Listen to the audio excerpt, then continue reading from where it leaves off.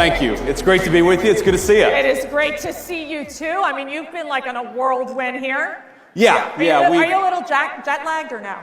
You know, yes, I am a little jet lagged. So we did a trip where we went to France and then to Germany, and then we went to San Diego for a family wedding, and then back in D.C., and we did all that in like 7 days. Okay. So a little jet lagged, but that's okay. Well, I'm in a good place right now, Mercedes. Well, I got some sleep last night. Okay, good. Then we're ready. We're ready. But it's a real special day today. You know what today is, guys? It's February 20th. That means our first 30 days, the happy one-month anniversary of the Trump-Vance administration. I mean, how exciting is that? It's very exciting. It's hard to believe we've only been in office for a month, because I think we've done more in a month than Biden did in about 4 years. Yeah. And thank God for that. But you know, the president keeps us on a pretty breakneck pace. He always asks, what have we done today? What are we going to do tomorrow? What are we going to do next week? Because I think he realizes this is a special moment in time. And by the way, thank you. Thanks to all of you for making it possible for us to do all the great work we've been doing in the administration. I know we wouldn't have been here without you. But I think the president is acutely aware that the American people gave us a window to save the country, and that's exactly what we're going to do, and thank God for that, because it's been a hell of a lot of fun the past month. Okay, so I don't even think we can keep track of all the things you all are doing. In fact, I don't even think the press can keep track of all they're doing. I mean, they talk about the shock and awe strategy. Seriously. So when you're looking at this list after list after list, what stands out to you? Well, speaking of the press, I do think that we've had maybe more executive orders than CNN has viewers each night. So hello to our friends at CNN. I actually think that their plan was they were going to go all in on anti-Trump and hope that he could save CNN in the same way that he did, frankly, in 2017, because nobody really watched the network until he became president in 2017. But that's maybe the one thing I think the president has been unable to save the CNN's ratings over the last few months. But look, I think that what the president has tried to do is recognize that we have a historical mandate on a few issues. We have to secure the southern border, and thanks to his actions, border crossings are down well over 90%, and we're just getting started. He recognizes that we have to really unlock the engine of American growth. We've got to get back to having a growing economy that creates good jobs and high wages for the American people. And a lot of that goes back to drill, baby, drill. We've done more on energy under President Trump's leadership than I think any administration in history, and that's not an exaggeration. And of course, we're going to do more. And then I think the third thing that he's tried to do, of course, with the help of Elon and all the great folks at Doge, is ask, what are we doing with all of the American taxpayers' money, and why are we wasting so much of it on garbage that the American people either aren't aware that we're spending it on or don't want to be spending it on in the first place? Like, for example, the stuff that we've figured out, Mercedes, is unbelievable. Why are we spending money on progressive modern art projects centered around toilets in Afghanistan? That's actually something that your tax dollars were funding until very recently. And I think all of us are sitting around and asking, what the hell have we been doing with the American people's money for the last 4 years? Let's turn off the spigot and spend the American people's tax money on the American people's priority. And that's, of course, been a big focus of the administration, too. Let's dig deeper into the immigration issue. Sure. We've seen, and you've met many of the victims, people who have family members who have died, have been tragically murdered. Those angel families in the hands of these criminal illegal aliens. Sure. What's your message to these families? What is your message to these horrific drug cartels and human traffickers who have preyed on the most vulnerable in the world? Well, our message to the drug traffickers is get the hell out of our country. Your free ride is over because President Trump is back in the Oval Office. That is, you're not welcome. You were never welcome, according to the American people. But unfortunately, you had President Joe Biden, who allowed you to run free over the United States of America, and Donald Trump has said, you're terrorist organizations, we're going to go after you, we're going to wage war on you, and certainly we want you out of the United States of America, and that's an important message, of course. But our message, and you know this, Mercedes, our message to the families is President Trump cares about you. He thinks that it's disgraceful what your own government let happen to your children, to your grandchildren, and it's got to stop. And of course, we mourn with people, we pray for people, but we're also asking, as their government, why did this happen to your child in the first place? And the answer is that under Joe Biden, your government didn't do its job. Under Donald Trump, it is. Thank God for that. On the economy, and I'm getting this question all the time, you know, it's this question of affordability, right? Yeah. There's a lot of stress on our families, something that I think Joe Biden could not manage in terms of really helping lower that cost of living and making things just simply more affordable. Sure. We talked about energy independence being a critical component of this, of ensuring that we unleash this economic prosperity. What more needs to be done?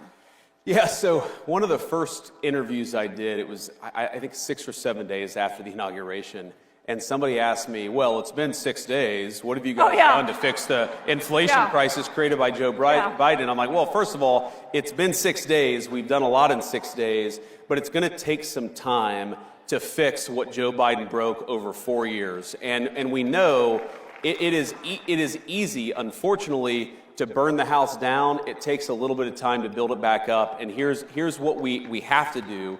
Because look, the fundamental goal of our immigration policy, of our border policy, of DOGE saving taxpayer money, the fundamental goal is we want your children and grandchildren to be able to raise a family in security and comfort in the country that we all love. That is the whole goal of President Trump's agenda. Like, safety and prosperity, right? Yeah. It's pretty common sense stuff. And we know that to do that, we have to, first of all, unleash American energy. Now, why is that so important?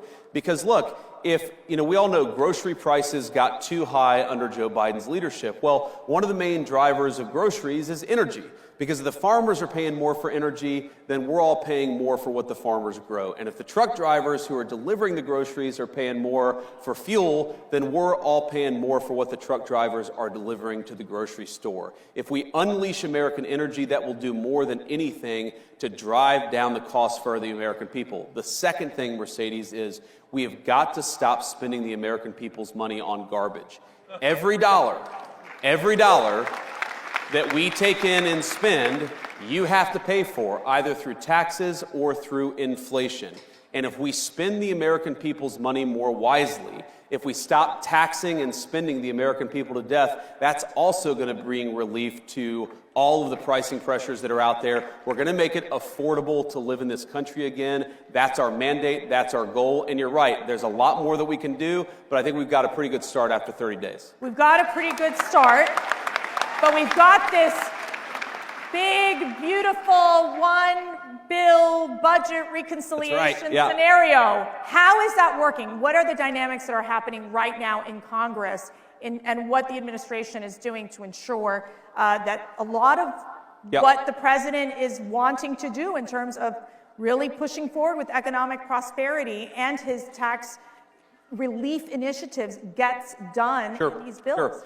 Yeah, it's really important. So the Senate obviously has its own approach, and the president has been very clear that his preference is to put everything in one bill. Right. And part of that is just simple legislative strategy. I think the president has learned a lot about how D.C. works. And I actually talked to the president about this yesterday, and he said to me, look, it's very rare that you can get 2 reconciliation bills done in one Congress, which is why he thinks we've got to do a lot with that one big, beautiful bill, that first reconciliation package that we're going to get through the House and the Senate. It's going well. It's early, right? This stuff takes time to put together. I think, if you had a record-pace reconciliation bill, we would get this thing done in May or in June. I think we're on track to do that. But we've got to do some basic things, Mercedes. One, like I said, we've got to continue to unleash American energy. That's part of the reconciliation bill. We've got to make sure that other countries stop taking advantage of us. That's a big part of President Trump's tariff policy, is we got to stop being taken advantage of.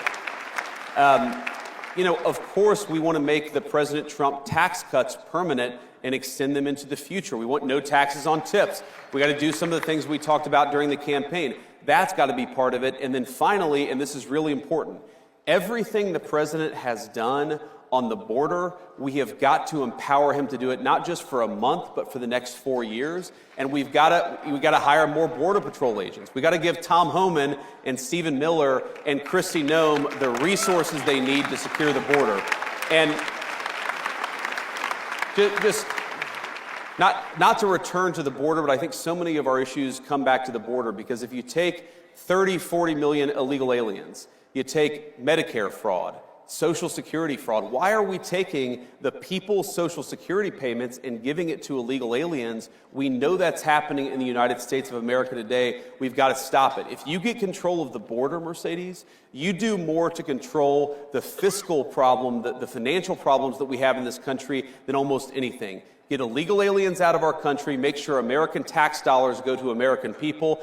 That is how you solve the fiscal crisis in the United States of America.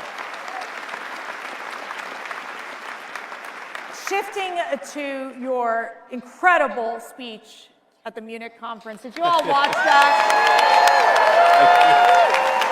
I don't know. I think they I'm really glad you guys liked it. Not everybody liked it. You guys liked it. Okay. Not everybody liked it. So,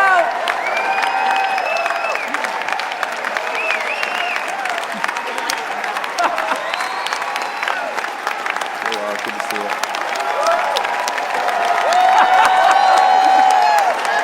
Thank you.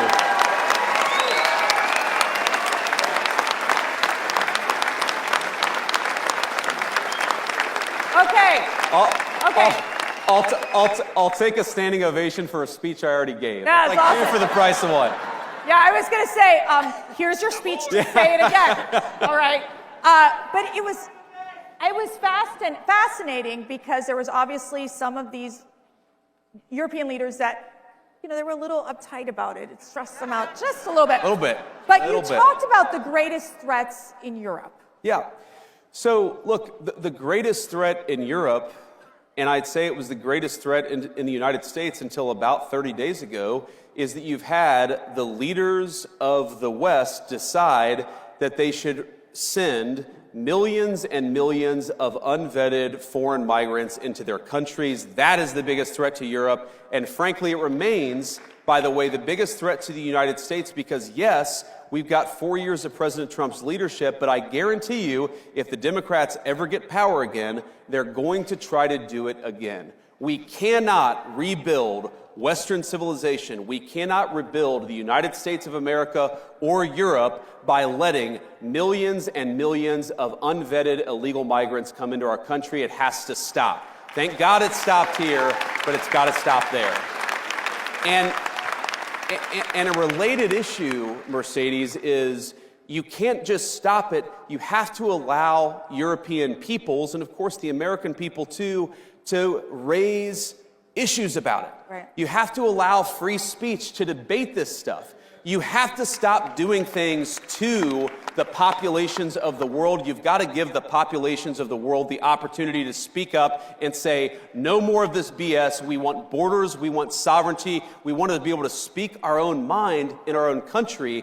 And I guarantee you, if we don't allow free speech, and of course, the Biden administration, I made this point, Mercedes, the Biden administration did more to destroy free speech, not just in the United States, but that is the future for our shared civilization. And I will tell you something really, truly remarkable that's happening at CPAC is, and we had our second CPAC International Summit yesterday, and we have many of these European conservative leaders with us today, where we stand in solidarity because they have an opportunity to basically make Europe great again, make Asia great again, make Latin America great again.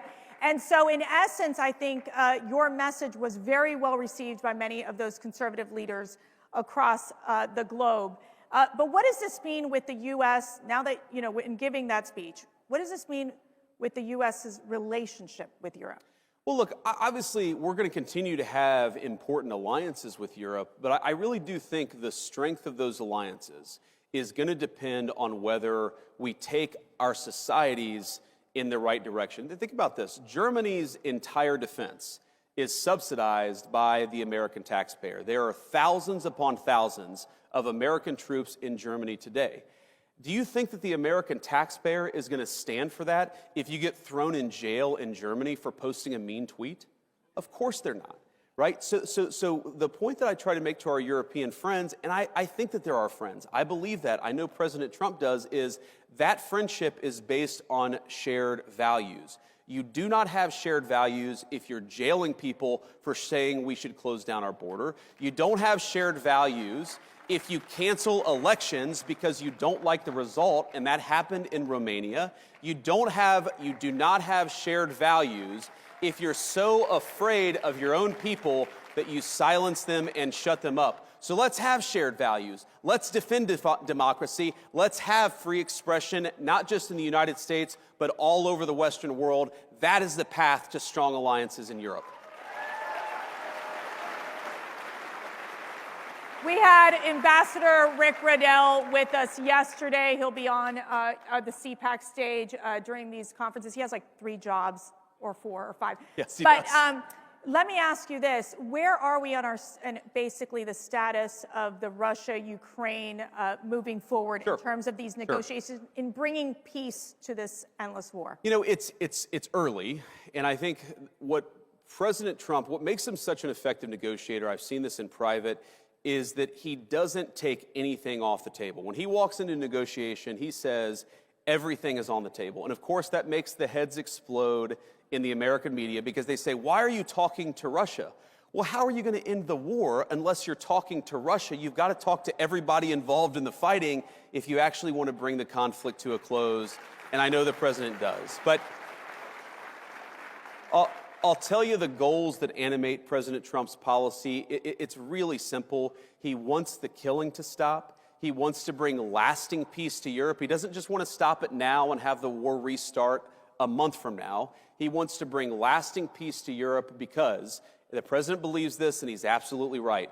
Peace is in the interest of Russia. It's in the interest of Ukraine. It's in the interest of Europe. But most importantly, peace is in the interest of the American people, and he's going to fight for it for the remainder of his administration. Wherever war breaks out, he's going to be the president of peace. Now, he, of course, is a very good negotiator, a very good businessman. He recognizes that a lot of these issues are tough. It's going to take a smart statesman to figure this stuff out, but we've got that in the White House, and I really believe that we're on the cusp of peace in Europe for the first time in 3 years because we have leadership from the Oval Office, and we haven't had it in 4 years in this country.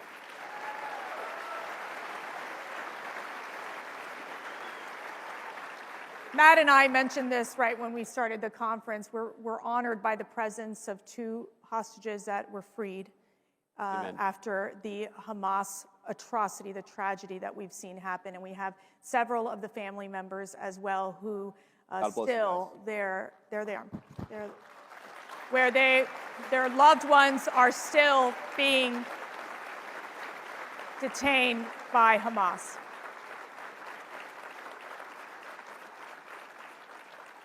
What is your message to these hostage families, these survivors? Our message is that President Trump loves you. He hasn't forgotten your loved ones, and he's going to fight every single day to bring them home. That is exactly what he's been doing, and that's what he'll keep on doing. I was actually talking with one of my best friends about this a couple of days ago. Can I be your best friend too? Yes. Okay. I think we all want to be your best friend, right? Okay. But I was talking with him, and he was asking me. He was like, well, I don't understand. Why was Biden unable to do this? And then, like, the minute that Donald Trump won, we started to make progress in bringing the hostages home. And I said, man, it's just a question of leadership. You actually need a president who is willing to pick up the phone and say, you got to bring these people home. No. We're not focused on that crap right now. We're focused on bringing hostages home.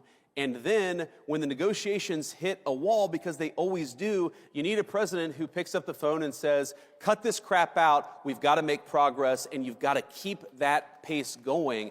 It's leadership. It really is. And I saw it behind the scenes. And what the president did is he empowered, in particular, because remember, this was before we were inaugurated. This is before we had our great Secretary of State, Marco Rubio, or any of the great people around us. The president sent his dear friend, and he's become my dear friend, Steve Witkoff, as an emissary of the President of the United States. And he said, Steve, you speak for me, get it done, and if there are problems, pick up the phone and call me. Steve Witkoff, with the president's leadership, got it done, and it's amazing. And of course, we still got work to do. We've got to finish the process. But I really believe the president is as committed to this as any American leader in my lifetime. We're going to keep on fighting for it. One of the issues that's central to the CPAC community is the issue of pro-life. Of course. And what is the administration going to do to defend the unborn, to provide support for those mothers, those fathers that choose life? Sure. Well, one of the things, of course, the president got done during the first term, and I think that it's why he is accurately called the most pro-life president in American history, is he finally made it possible for the will of the people to speak on the life issue. And that was the Dobbs decision. What that did is it gave the abortion question back to the people. It took it out of the hands of unelected bureaucrats and unelected judges and gave it back to the people. And I think the most important thing that we can do, and as you know, Mercedes, I'm very pro-life, I'm a devout Christian, is that we have got to persuade our fellow Americans, because now we've got the power. We've got the power of persuasion. We've got to persuade our fellow citizens that unborn life is worthy of protecting. It is sacred in the eyes of God, and it should be sacred in the eyes of man too. And we have to pick up the torch and fight for that every single day. And I know you guys are up for the task. I am too.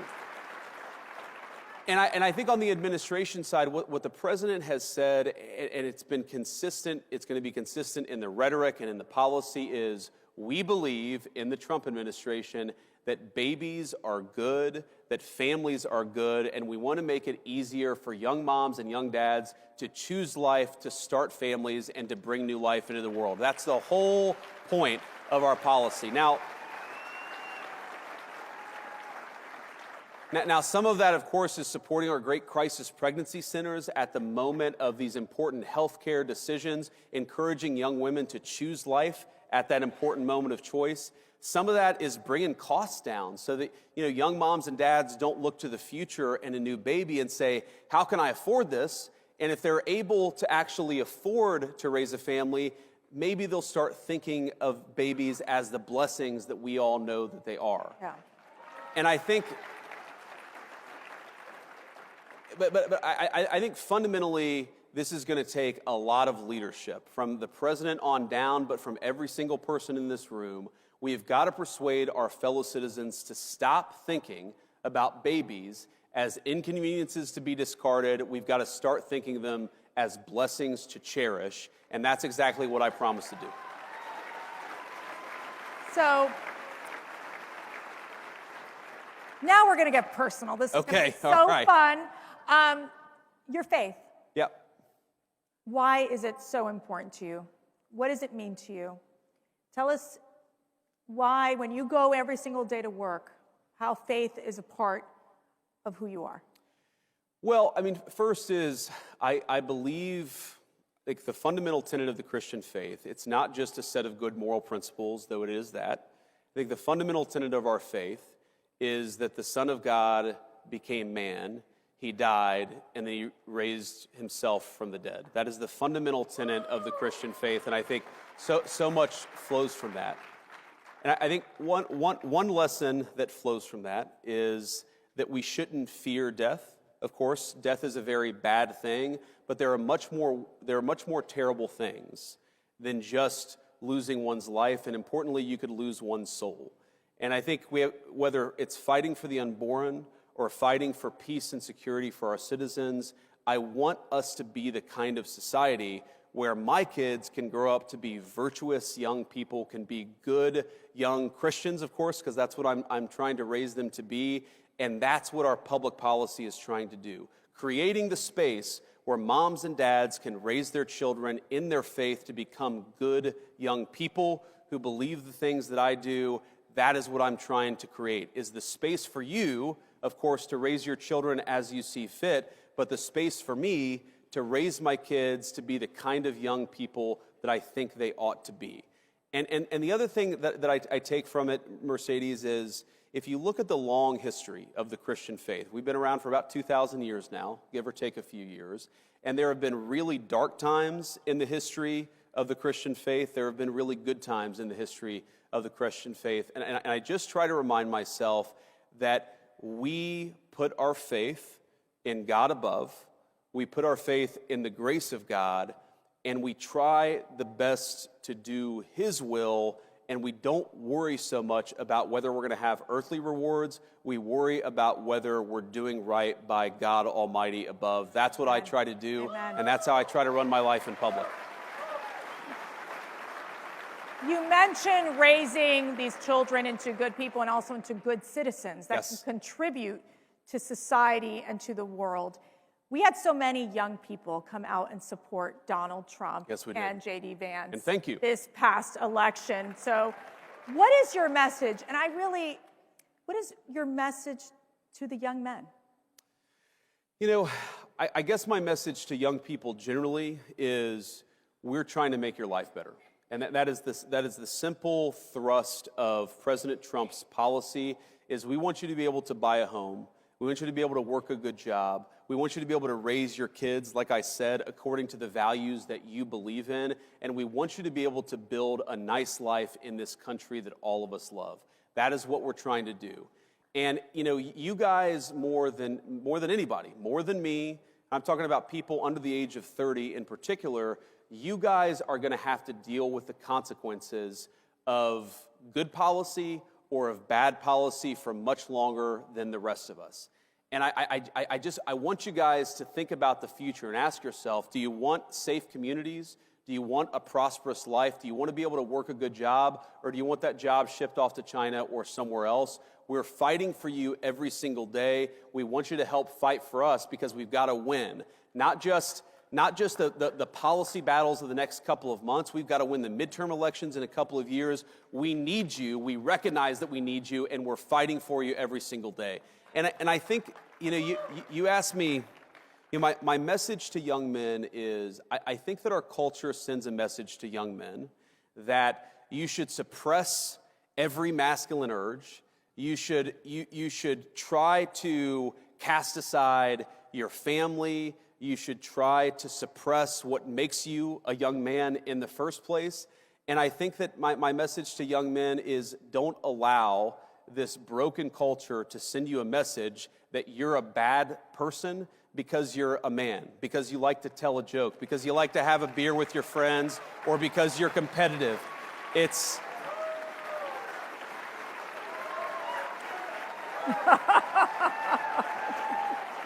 Our message, the cultural message, and I think the president's and mine is the exact opposite, but our cultural message is, I think that it wants to turn everybody, whether male or female, into androgynous idiots who think the same, talk the same, and act the same. We actually think God made male and female for a purpose, and we want you guys to thrive as young men and as young women, and we're going to help with our public policy to make it possible to do that. And by the way, that I actually think, Mercedes, this is the thing that President Trump, this is why the media went after him so hard, is because, you know, when I think about, like, what is the essence of masculinity, you could answer this in so many different ways, but when I think about me and my guy friends, we really like to tell jokes to one another. Like, we like to laugh. If you think of all the movies that were really popular. Are you saying you're pretty funny? I try to be. Okay, President Trump, who's funnier? Who's funnier? President Trump. All right, there you go. Let's be honest. There you go. He's got the best sense of humor of any American political figure.